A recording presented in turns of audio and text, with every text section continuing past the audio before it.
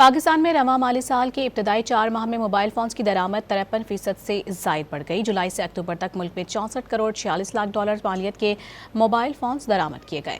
दस्तियाब सरकारी दस्तावेजात के मुताबिक गुज़िश्ता माली साल इसी मुद्दत के दौरान मोबाइल फोन्स की दरामदात 42 करोड़ डॉलर थी। रवां माली साल जुलाई में मोबाइल फोन्स की दरामदात 14 करोड़ 53 लाख डॉलर और अगस्त में 15 करोड़ 52 लाख डॉलर रही। इसी तरह से सितंबर में 19 करोड़ 95 लाख डॉलर और अक्टूबर में 14 करोड़ 46 लाख डॉलर के ये मोबाइल फोन्स दरामद किए गए। पाकिस्तान में रवां माली साल के इब्तदाई 4 माह में मोबाइल फोन्स की दरामद 53% से जायद बढ़ गई। जुलाई से अक्टूबर तक मुल्क में 64 करोड़ 46 लाख डॉलर मालियत के मोबाइल फोन्स दरामद किए गए।